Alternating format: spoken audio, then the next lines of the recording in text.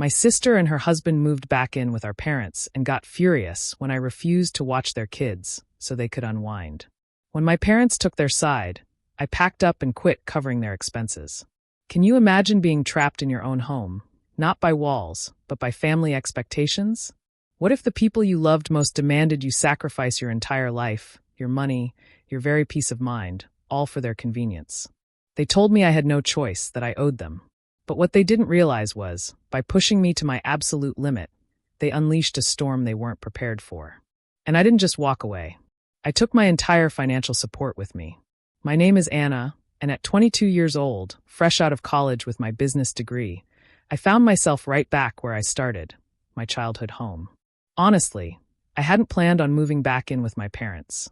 But here I was. Thankfully, the job hunt didn't take long. Within a week, I landed a position at Davidson Marketing with a pretty decent salary and promising performance bonuses. That evening, over Mom's meatloaf, a classic, I shared my good news. I figured I'd stay for about 3 months, save up some money, and then get my own apartment. The clinking of forks against plates stopped abruptly. Mom and Dad exchanged one of their looks. You know the kind. The one that always meant trouble. Moving out. Mom slowly put down her fork. Anna, you know I can only work part-time at the library because of my back problems.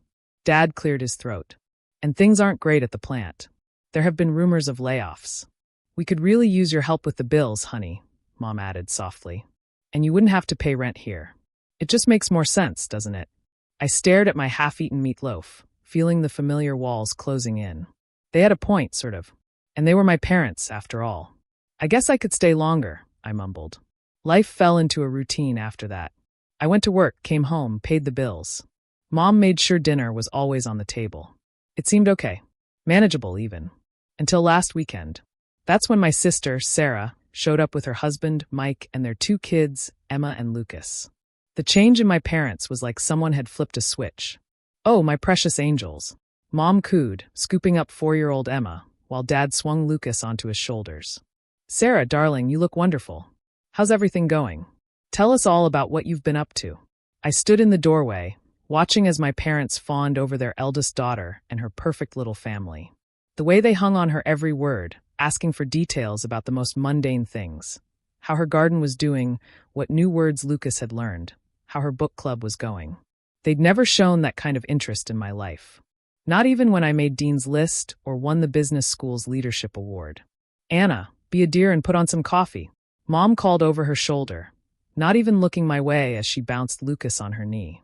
Standing in the kitchen that day, listening to my family's laughter from the living room, I couldn't help but think back to how things had always been this way. Sarah, 7 years my senior, had always been the star of our family show. I was relegated to the role of supporting cast. I remember sitting at this very kitchen table when I was 11, showing Mom my straight-A report card. She barely glanced at it before returning to her conversation with Sarah about college applications. That's nice, Anna, she'd said absently, waving me away. Sarah, honey, which universities are your top choices? Those years were all about Sarah's high school achievements. Every dinner conversation revolved around her grades, her extracurriculars, her college prep. I'd sit there quietly, eating my peas, while Mom and Dad hung on Sarah's every word about AP classes and college tours. Everything changed even more dramatically when Sarah got accepted to Brighton University. I was 11 at the time, and I still remember that dinner conversation like it was yesterday. We're so proud of you, sweetheart, Mom had exclaimed, tears in her eyes. We'll make it work, won't we, Robert? Dad nodded solemnly. We'll take out a student loan. Our Sarah deserves the best education possible. A week after Sarah left for college, they sat me down for a different kind of talk. Anna, Dad said, his voice serious, we need to tighten our belts for a while. The loan payments and Sarah's college expenses are significant. That's when things really changed. While my classmates got new phones every year, I kept my old flip phone until it literally fell apart. When I needed new clothes, we went to thrift stores instead of the mall. Christmas gifts became practical items like socks and school supplies. But they never forgot to send Sarah money. Your sister needs to focus on her studies, Mom would say as she wrote another check. We can't let her feel stressed about money. I learned my lesson early. At 15, I joined every club and academic competition I could find. I stayed up late studying, not just for good grades, but for perfect ones. I wrote essays for scholarship competitions until my hands cramped, because I knew there would be no student loans for me. It paid off. I got a full scholarship to State University. And I still remember the look of relief on my parents' faces when I told them they wouldn't have to spend a dime on my education. Meanwhile, Sarah graduated, got a job in Brighton, and quickly married Mike, her college sweetheart. Within 2 years, she had Emma and Lucas, followed shortly after. My parents were over the moon. Their perfect daughter had created a perfect family. Now, every monthly visit turned into the same routine. Sarah and Mike would show up with the kids, and before I could even say hello properly, Sarah would be planning her weekend. "Anna, you'll watch Emma and Lucas while we go shopping, right?" she'd say, not really asking. Mike and I hardly get any alone time these days. The first few times I tried to suggest that our parents could watch them instead. "Oh, honey," Mom would say, rubbing her back. "You know it's hard for me to keep up with young children, and your father needs his rest on weekends." So here I was, spending yet another Saturday watching Frozen for the 100th time with Emma, while Lucas tried to color on my bedroom walls. Sarah and Mike were off having lunch with friends. And our parents were puttering around the garden, occasionally peeking in to ask if I needed anything, as if they were doing me a favor. I tried to console myself with the thought that it was just one weekend a month.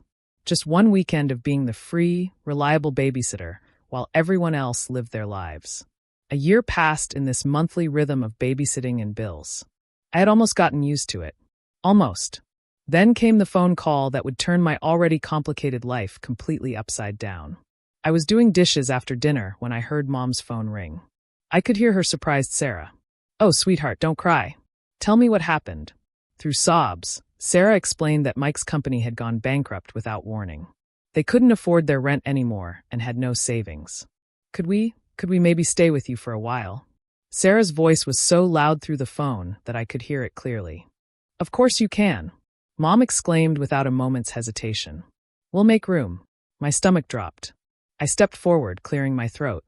If they're moving in, maybe this would be a good time for me to get my own apartment? You'd think I'd suggested burning down the house. Mom looked at me like I'd lost my mind. "Anna, don't be ridiculous. There's plenty of room for everyone." "But we're family," Dad said firmly. "We stick together during hard times." I backed down. They arrived the following weekend with 3 cars full of belongings. I spent Saturday morning moving my things into what had been our storage room, the smallest bedroom in the house, barely big enough for a twin bed and a dresser. My old room, which was twice the size, became the kids' nursery because, apparently, the children need space to play. Emma, now 5, and 3-year-old Lucas treated the entire house like their personal playground. They ran up and down the hallways, screaming and laughing, while Sarah watched TV at full volume or had long, loud phone conversations with her friends about how difficult this transition was for her. "Emma, Lucas, keep it down." I'd call out when they burst into my room for the 10th time, scattering my work papers everywhere. "They're just playing, Anna," Sarah would say dismissively, not even looking up from her phone. "Don't be such a grouch." After work, all I wanted was to relax in my room, maybe read a book or watch something on my laptop. Instead, I got to listen to Baby Shark playing on repeat through the thin walls, punctuated by the constant thump of little feet running back and forth and Sarah's loud laughter at whatever show she was watching downstairs. Mike spent his days supposedly job hunting, but mostly I saw him sitting at the kitchen table, scrolling through his phone with a worried expression. "The job market's tough right now," he'd say whenever anyone asked, "but I'm sure something will come up soon." I lay in my tiny bed each night, staring at the ceiling, listening to the chaos that had become my home, and wondered how I'd let myself get trapped in this situation. But every time I thought about bringing up moving out again, I remembered my parents' reaction and kept quiet. The first utility bill after Sarah's family moved in hit me like a punch to the gut. I stood in the kitchen, staring at numbers that were almost double what I usually paid. The water bill alone had skyrocketed, not to mention electricity and heating. Looking at my bank account, I realized that my dreams of saving for my own place were quickly evaporating. That evening at dinner, I decided to bring it up. "So, about the utility bills," I started, pushing my peas around the plate. "They've doubled since last month. I can't keep covering all the bills by myself anymore. It's taking almost my entire salary." Sarah's fork clattered against her plate. "Are you seriously complaining about money right now, when Mike and I have lost everything?" "I'm not complaining. I just think we need to figure out a fair way to. I can't believe how selfish you're being. Sarah's voice rose. We're going through the hardest time of our lives, and all you care about is money. Sarah's right, Anna. Mom jumped in. Family helps family. That's what we do. Dad nodded solemnly. Your sister and Mike need our support right now. This isn't the time to be counting pennies. I looked down at my plate, swallowing the words I really wanted to say. Fine. Never mind. A week later, Mike finally got a job at an insurance company. It paid less than his previous position, but at least it was something. I thought maybe things would start getting better. I was wrong. It's so hard being alone with the kids all day. Sarah started complaining almost immediately. Mike leaves at 8 and doesn't get back until 6. I never get a break. Then it started. Small requests at first. Anna, could you watch the kids for an hour while I run to the store? Anna, would you mind keeping an eye on them while I take a shower? Before I knew it, these small favors had snowballed into something much bigger. I'd come home from work to find Sarah already dressed up to go out. Oh, good, you're home, she'd say, grabbing her purse. Mike and I are meeting friends for dinner. Emma and Lucas already had their snack, but they'll need dinner in an hour. We'll be back by 10. Weekends became my personal nightmare. Sarah and Mike would casually announce their plans on Friday evening. A shopping trip, lunch with friends, a movie date, leaving me with the kids for hours. Mom and Dad conveniently started visiting relatives more often, usually disappearing right after Sarah and Mike left. So there I'd be weekend after weekend, trying to keep Emma from drawing on the walls while Lucas had another tantrum because I cut a sandwich the wrong way. I'd spend my Saturdays cleaning up toys, making mac and cheese, and watching endless repeats of children's movies. By Sunday night, I'd be exhausted. My house would be a mess, and I'd still need to cook dinner for everyone. One evening, after a particularly exhausting weekend of childcare, I finally worked up the courage to say something at dinner. I need to talk to you all, I said, setting down my fork. I'm really tired. This situation with the childcare isn't working for me. Sarah's head snapped up, her eyes narrowing. What do you mean, isn't working? Are you saying you don't want to spend time with your own nephews? Mom reached over and patted Sarah's hand. Don't worry, honey. This is actually good practice for Anna. She'll need to know how to handle children when she becomes a mother herself someday. Think of it as training. And just like that, they went back to their usual dinner conversation. Sarah talking about her day, Mom and Dad hanging on her every word, Mike nodding along. I sat there, invisible once again, pushing food around my plate. Nothing changed after that conversation. If anything, it got worse. Sarah and Mike seemed to take my complaint as a challenge, finding even more reasons to go out. They'd be waiting by the door when I got home from work, car keys in hand. We're meeting friends at that new restaurant downtown, they'd say, already halfway out the door. Kids have had their snack, thanks, Anna. Weekends became something I dreaded. I'd wake up on Saturday mornings with a knot in my stomach, knowing I'd spend the next 2 days watching Paw Patrol and mediating sibling fights while Sarah and Mike lived their best lives. Then came a Wednesday that changed everything. I was at my desk at work, trying to focus on a marketing report despite my exhaustion, when my friend Rachel stopped by my cubicle. Hey, want to do something fun this weekend? She asked, perching on the edge of my desk. A bunch of us are going to the Pine Ridge Ski Resort. Just a quick weekend getaway. Leave Saturday morning, come back Sunday night. The slopes are supposed to be perfect right now. For the first time in months, I felt a spark of excitement. Friday evening, I was in my tiny bedroom, packing my duffel bag, actually feeling happy about an upcoming weekend for once. I had just folded my warmest sweater when Sarah appeared in my doorway. What are you doing? She asked, eyeing my half-packed bag. Packing for a ski trip, I replied, rolling up my thermal socks. Going to Pine Ridge with some friends from work. Sarah's face darkened. You need to cancel. I looked up, startled by her tone. What? Why would I do that? Because, she said, crossing her arms, Mike and I are going to Aunt Linda's 60th birthday party in Millburg this weekend. Mom and Dad are coming too. You need to stay here with Emma and Lucas. I couldn't help but laugh. Actually laugh out loud at the sheer audacity of it all. You're joking, right? I said, continuing to fold my ski pants. You can't seriously expect me to cancel my plans because you didn't bother to tell me about yours? Sarah's face turned red. This isn't funny, Anna. You're being completely unreasonable. No, what's unreasonable is assuming I'll drop everything at a moment's notice to be your personal babysitter again. Sarah's mouth fell open. She stood there for a moment, sputtering, before turning on her heel and storming out of my room. Mom! Dad! Mike! I could hear her shouting down the hallway. You won't believe what Anna's doing. I kept packing, my hands shaking slightly with anger. The thundering of footsteps announced the arrival of the cavalry. My tiny room suddenly felt even smaller as Sarah, Mike, and my parents crowded in. Mom's face was already set in that disappointed expression I knew so well. What's this about you going skiing? She demanded, hands on her hips. Exactly what it sounds like, I replied, zipping up my duffel bag. I'm going to Pine Ridge Resort with my friends for the weekend. But you can't, Sarah exclaimed. We have Aunt Linda's party. No, you have Aunt Linda's party, I corrected her. I stopped what I was doing and turned to face them all. Why am I just hearing about this party now? Why wasn't I included in any of the planning? Mom hesitated, looking uncomfortable for the first time. Sarah jumped in, her voice dripping with condescension. We all discussed it and decided this would work best for everyone. We go to the party, you watch the kids. It's the most logical arrangement. You all discussed it, I repeated slowly. Without me. And decided what I would be doing with my weekend? How convenient. Well, you can't exactly bring small children to a sophisticated party, Sarah sniffed. Aunt Linda specifically said no kids. I shouldered my duffel bag. Sounds like a you problem. They're your kids, Sarah. Figure it out. What's that supposed to mean? Mike finally spoke up, frowning. It means exactly what it sounds like. I have plans. I'm going skiing. Your children are your responsibility, not mine. If you can't bring them to the party, either don't go or hire a babysitter. A babysitter? Sarah shrieked. With what money? Again, not my problem. I turned to face them all, suddenly feeling stronger than I had in months, maybe years. Let me make this perfectly clear. I am going skiing tomorrow. I am done being your free, convenient babysitter.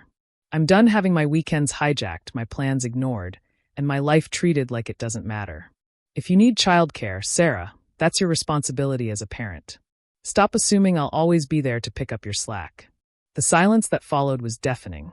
They all stared at me as if I'd suddenly started speaking in tongues.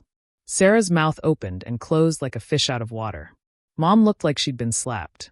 Dad seemed to be trying to disappear into the doorframe. And Mike? Well, Mike just stood there with that same confused expression he'd been wearing since his company went bankrupt. The moment of shocked silence didn't last long.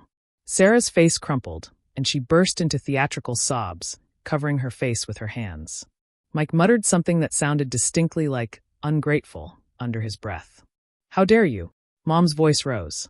After everything we've done for you, you're being completely irresponsible. Selfish. Dad chimed in, shaking his head. Absolutely selfish. I stood there, my duffel bag still over my shoulder, watching my family turn into a Greek chorus of accusations. The words washed over me. Selfish, ungrateful, inconsiderate, immature. Each one meant to cut deep, to put me back in my place. Then Mom delivered what she clearly thought would be the knockout blow. If you walk out that door tomorrow, don't bother coming back to this house. To everyone's surprise, I burst out laughing. Not a nervous giggle, but a full, genuine laugh. They all stared at me as if I'd lost my mind. You know what's funny? I said, wiping tears from my eyes. I've been dreaming about moving out of this house for months. I just didn't have the courage to do it. But here you are, giving me the perfect excuse. So thank you, Mom. Get out, Sarah shrieked, her fake sobs forgotten in her rage. Just get out. Gladly. I pulled out my phone and dialed Rachel's number, putting it on speaker just to make a point. Hey, Rach. Sorry to call so late, but is that offer to crash at your place still good? Not just for after skiing, but maybe for a few days. Of course. Rachel's cheerful voice filled the room. I have a spare room. Want to come over now? That would be perfect. I'll be there in 20 minutes. I spent the next 15 minutes gathering everything I could fit in my car. Clothes, important documents, personal items. They watched from various doorways as I made trips up and down the stairs, as if they couldn't quite believe I was really doing it. When I had loaded the last box, I walked into the living room where they had all gathered. Oh, one more thing, I said, my voice steady. Since I won't be living here anymore, I won't be paying any of the bills either. You'll need to figure out how to support yourselves. Mom's face went pale. But the utilities. The groceries. Not my problem anymore, I said, echoing my words from earlier. I turned and walked out the front door, ignoring Mom's suddenly panicked calls behind me. The drive to Rachel's place was a blur of adrenaline and relief. My phone kept lighting up with calls and messages. Angry texts from Sarah, guilt-tripping novels from Mom, stern disappointments from Dad. I ignored them all. The next morning, Rachel and I drove to Pine Ridge Resort as planned. For the first time in what felt like forever, I spent a weekend doing exactly what I wanted to do. We skied. We laughed. We had hot chocolate by the fire. And not once did I have to worry about anyone else's children or problems. When we got back Sunday night, I opened my laptop and started searching for apartments. With my salary no longer going to support my family, I could actually afford a decent place. By Wednesday, I had found a small but bright one-bedroom apartment in a nice area of town, just a 15-minute drive from my office. My first week in my new apartment was like learning to breathe again. Every morning, I woke up to blessed silence. No screaming children. No blaring TV. No guilt-inducing sighs from my mother. I could make coffee and drink it while it was still hot. I could spend my evenings reading or watching whatever I wanted on Netflix. The messages kept coming, though. I didn't answer the calls, but I couldn't help reading the texts. They followed a predictable pattern. Mom, how could you abandon your family like this? We need you. Sarah, you're so selfish. The kids keep asking where Aunt Anna is. Dad, your mother is very upset. You need to make this right. The messages cycled between guilt trips and anger, accusations and pleas. I read them all, but responded to none. My silence seemed to drive them even crazier. They weren't used to not having power over me. After a week of this, I was sitting on my new couch when Mom's number flashed on my phone again. This time, I decided to answer. Anna. Finally. Mom's voice was sharp. I can't believe you ruined our entire weekend. Aunt Linda's party was completely disrupted because of your selfish behavior. Sarah and Mike couldn't come because you refused to watch the children and… Stop. My voice was quiet but firm. Just stop. I'm done with this, Mom. I'm done being treated like a servant in my own home. I'm done being expected to sacrifice everything, my time, my money, my life, for everyone else's convenience. I'm done being the family ATM and free babysitter while being treated like I don't matter. There was a long pause on the other end. When Mom spoke again, her voice had changed to that wheedling tone I knew so well. Honey, I know things haven't been perfect, but we're family. We need you. The bills this month, we're struggling without your help. No, Mom. I'm done. Maybe someday we can have a relationship again, but it will be on equal terms. No more manipulation. No more guilt trips. No more treating me like a walking wallet or free childcare service.